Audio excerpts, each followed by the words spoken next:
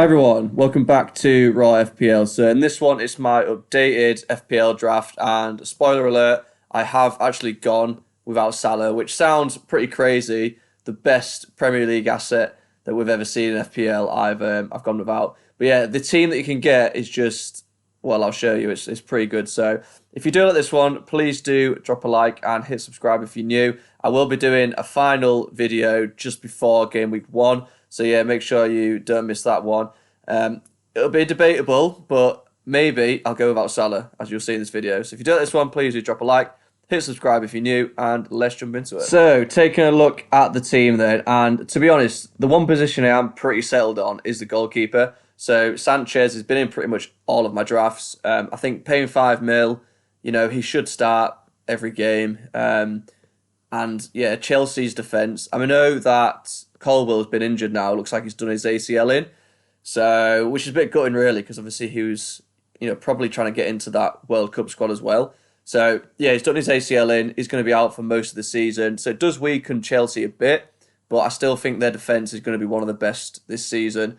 They performed really well. And Sanchez actually been doing pretty well as well. He's obviously had some big mistakes, maybe last season before, but towards the back end of the season last year, he did actually really well. So yeah, Sanchez, happy to have him.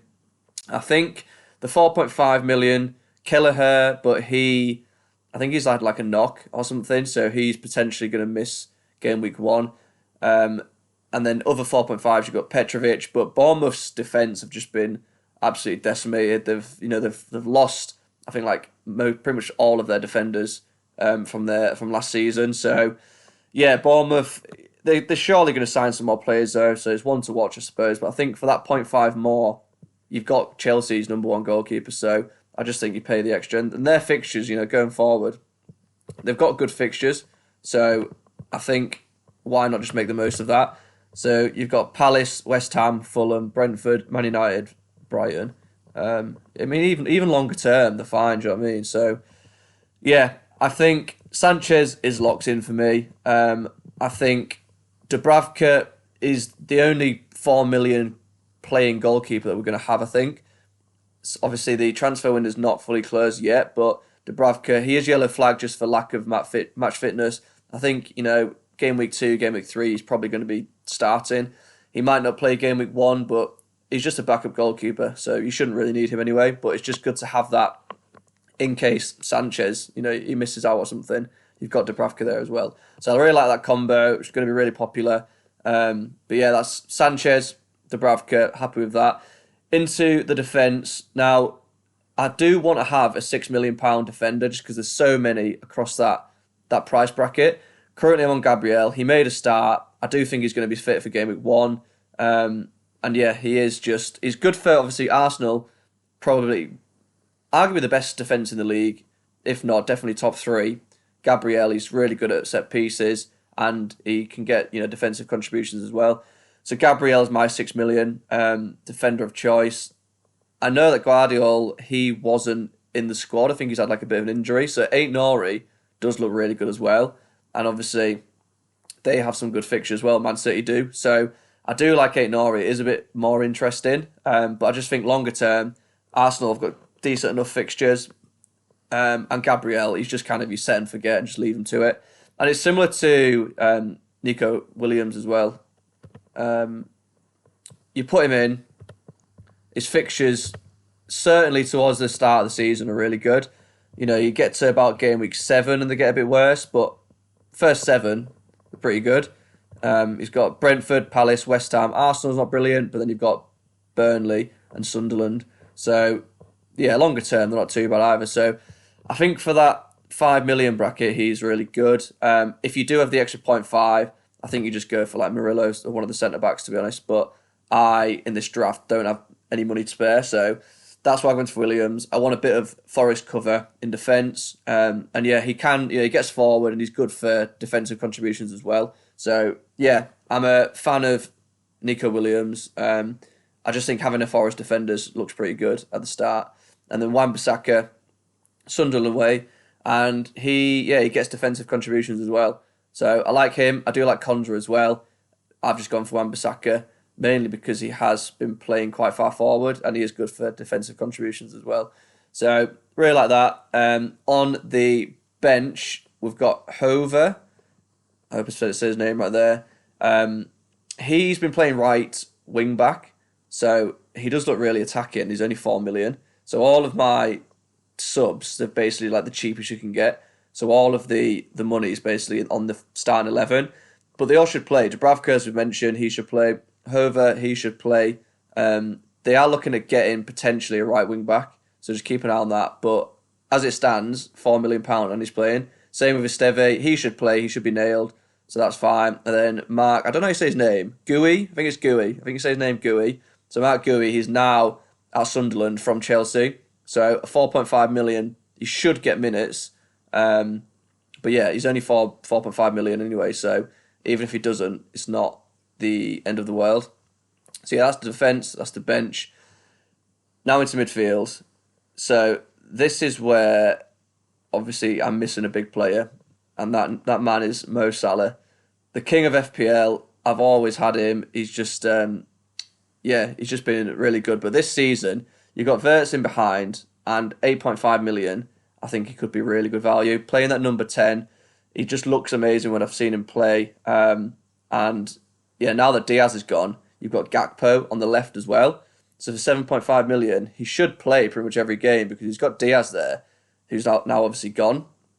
So yeah, I just think he's going to have that left wing spot to himself.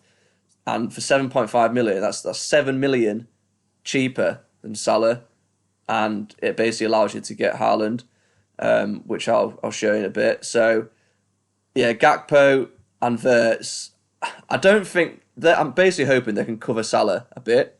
But I just think Gakpo, 7 million cheaper. I've only got Verts as well, 8.5 million. So I think they can be both really good value. And as I said, it allows you to have Palmer as well, 10.5 mil. He's basically a lock for me as well. I've mentioned the fixtures for Chelsea, really good. So he's not going anywhere. He's on penalties, and yeah, I just think Palmer, 10.5 mil, he's pretty good value for that price, I think. We know what we can do, so yeah, he's not going anywhere. Rodgers is a funny one. He's currently flagged. If he wasn't flagged, he'd definitely be there, and I'm just going to need to keep an eye on what Emery says, because if he's going to miss game week 1, then I might have to look to swap him. And I'd probably go down to like Unjai, 6.5 million. So yeah, Rodgers, if he's going to be out for a bit, then I'd probably just get a 6.5 million. Probably Unjai, maybe Salah from Palace, because he's just been looking really good, especially in that Community Shield as well. So yeah, Rodgers, I just think the fixtures are really good, and I want some Villa cover. And Rodgers, when he's fit, he basically plays all the time. So yeah, Rodgers, 7 million. I think he's, again, good value there. And then we've got Kudus. He's currently my 6.5 mil. And to be honest, he's, yeah, just a bit of fun. Like, I've got quite a lot of safe players in here. Palmer, Rodgers, if he plays. I've got like Gabriel, Sanchez. I feel like they're all fairly safe. Kudus, he's just a bit exciting. 6.5 mil. Unjai, he's probably the safe bet.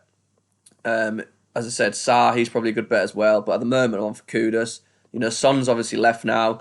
And Spurs' fixtures, again, they're really good starting. So you've got Burnley, then Man City. But again, for an attacker like Kudus, it's not too bad. Bournemouth we spoke about. The defence have just been absolutely ruined. West Ham, Brighton, Wolves, Leeds, Villa. Really good longer term. So maybe up to here, when you get to about game week 11, I could look to swap him out. But yeah, the first 10-11 game weeks look really good for him. So I want some attack of Spurs.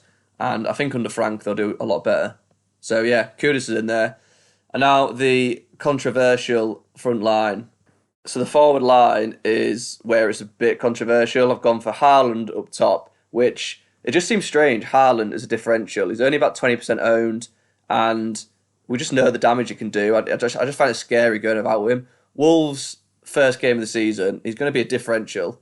And I've got Verts and Gakpo there to hopefully cover what Salah does. I know they won't be able to, but at least hopefully be able to stick with him a little bit. So yeah, they're kind of the two that I'm looking at versus Gakpo. Basically, the decision is to do Haaland, Gakpo, and Williams, or would Salah and Konza. And I've currently got Haaland, Gakpo, and Williams, but we'll see.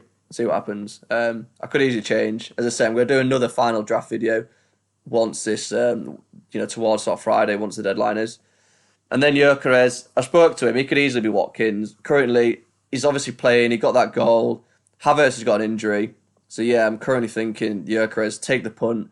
But Watkins, he's got really good fixtures. So one of those two. I think the safe option's Watkins, or you could take a risk on Gyökeres. Currently, that's how I'm setting up. I think the money's spread really nicely. But yeah, obviously, the elephant in the room, no Salah. So let me know your thoughts. Let me know what you change. Am I crazy if you're going to know about Salah? Or is it worth it? If you do this one, please do drop a like and hit subscribe if you're new. And I'll catch you again next time. Cheers.